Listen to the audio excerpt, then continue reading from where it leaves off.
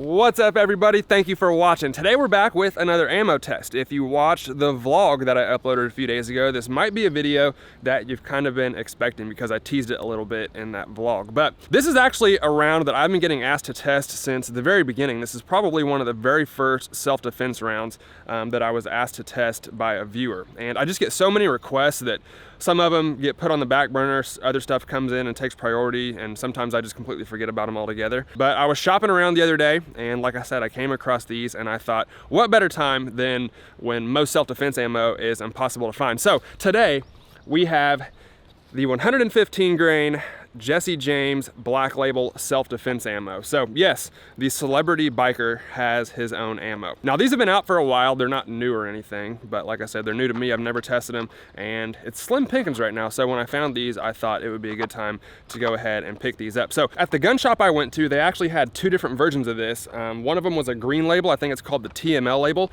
And then they had this, the black label. And at first I thought they were two different rounds, but on the back, you can see the ballistic data, and I took out both boxes and read the backs of them, and apparently they're the exact same round. The black label just has a nickel coating on the bullet, I guess to increase barrel longevity. Now they do have a 124 grain version, which I would much rather have, but at the gun shop I went to, they only had the 115 grain. So maybe down the road, if we can find them, we will do the 124 grain. I usually like 124 better than 115, but like I said, this is all they had, and it's kind of slim pickings right now, so I just went with what I could find. Now, I was kind of debating on what gun to use for this video. I thought about using the full-size Glock 17. I've done a lot of ammo tests with this gun, but almost every time I do, I get comments from people asking what would it do out of my carry gun. So for this one, I decided to go with a smaller, more common carry gun size, and we're gonna use the Sig Sauer P365 XL with a 3.5 inch barrel, I think, on this gun. So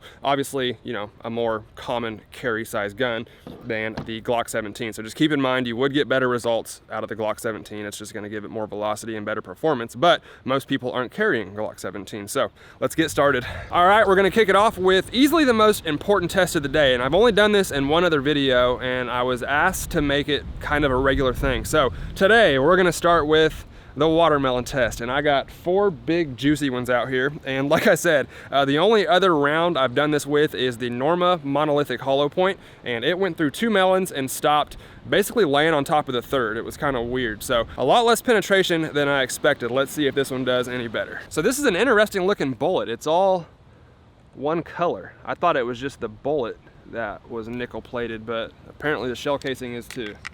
All right, watermelon test. Let's do it one-handed. Why not? That was pretty cool.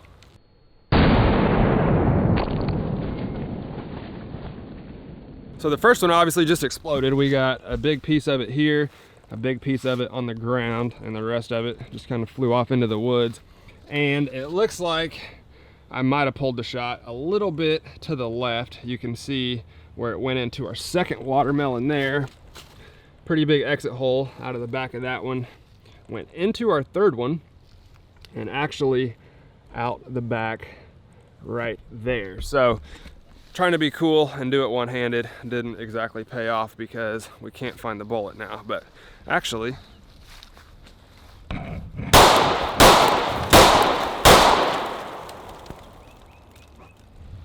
there we go. So like I said in the vlog a few days ago, the weather's starting to warm up and I'm finally able to melt my ballistics gel down again. So you guessed it, we're gonna do a couple gel tests with this one. So today we actually have, look at the bullet holes in my table. I have shot this table so many times. There's just bullet holes all over it. Might be time to replace it. But we have the 10% gel out here today, and I have 2 blocks. I have a fresh one in the front, obviously, and then a second one behind it just to catch anything that passes all the way through. There are bullets in that one, but I think it'll work just fine, so let's do it. All right, so we're gonna start with just bare ballistics gel. Now, usually these 115 grain bullets expand pretty well and they don't penetrate too far, but we are using a smaller gun, so I'm not really sure what to expect. Let's see.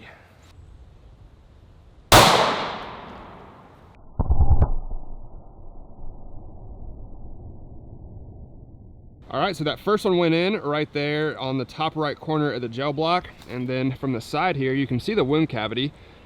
pretty good, not huge. I would say maybe average for a 9mm. And then the bullet actually continued down and stopped at the very end of our first gel block. And these are 16-inch blocks, so I don't have to get the tape measure out. And I usually don't do this, but I might be able to get this bullet out of the gel right here. Yep. All right. So, like I said, I usually don't do this, but you can see the bullet right there. It did expand, obviously, and like I said, it got a good amount of penetration, but it didn't really expand as much as I thought it would. Not that that means anything, but I've only got a couple more tests that I want to do with this anyway, so I might try one out of the Glock and see if it does any better out of a full-size gun. All right, let's try the Glock 17.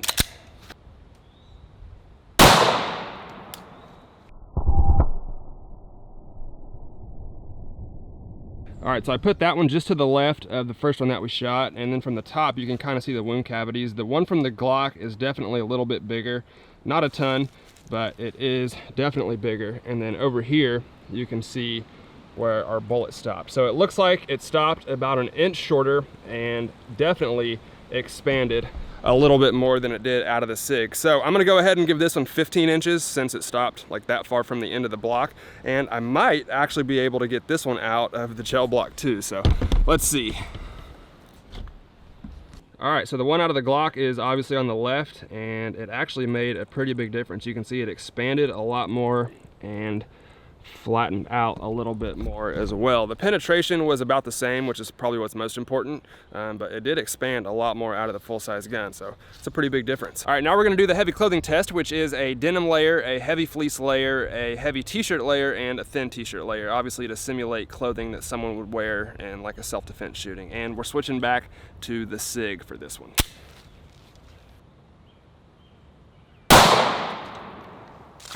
Doesn't look too good.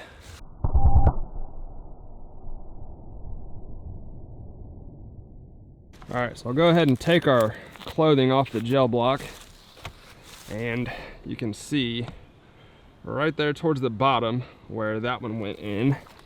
Over here you can see the wound cavity. For the first 4 or 5 inches it didn't really do a whole lot, and then a little further down the gel block it started to do some damage in there. But if you look at it from the top of the gel, in between those first two that we shot, you can see that that wound cavity is enormous, like probably 3 times the size of the first two. So that kind of tells me that the bullet was probably tumbling in there, which also means that it probably didn't expand very well. So over here, a couple inches into our second gel block, you can actually see that bullet really well. And it is turned backwards. I don't know if y'all can tell, but it did not expand at all, like not even a little bit. So it didn't expand, which is what you want. That's kind of the point of this heavy clothing test, to see if the bullet will go through heavy clothing and still expand like it's supposed to. This one didn't, but it did tumble in that first gel block and did quite a bit of damage. All right, guys, the final test we're gonna do is a hard barrier test. So this is a really thick, really heavy piece of metal that I got to kind of replicate like a car door. I've tested a few rounds through this, and it's some really tough stuff. So let's see how it does. Trying to go for that bottom left corner.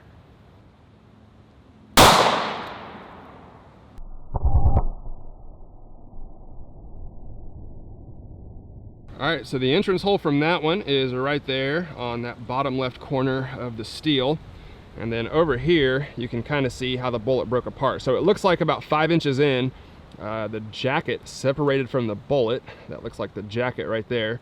And then an inch or so further, you can see a big chunk of that bullet stopped. But actually, we had another piece of the bullet continue down the gel block and stop quite a bit further down. So I'm actually gonna get the tape measure out for this one and see where that piece stopped. So it looks like our furthest piece of the bullet actually stopped right around 12 inches into the gel block, and 12 to 18 inches is the range that the FBI recommends for penetration in these gel tests. So keep in mind with this one, you're not looking for the bullet to pass through this metal and stay intact and expand and perform perfectly. They almost all break apart.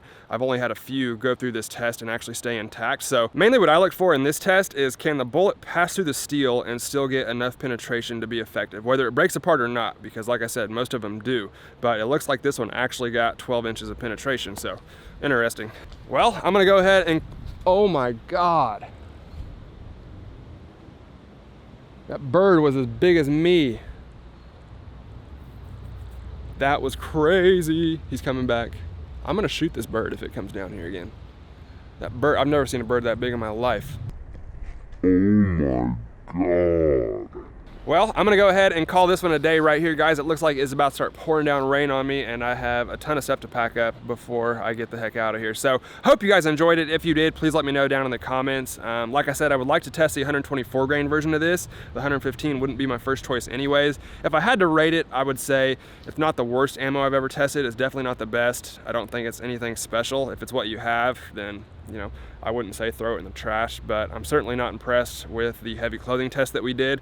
And like I said, I imagine the 124 grain would probably do a little bit better in the barrier test. So if we can find that, we will test that down the road, and I look forward to it. But if you guys liked this video, please hit that like button for me. It really helps me out a lot. Thank you all for watching, and I'll see you next time.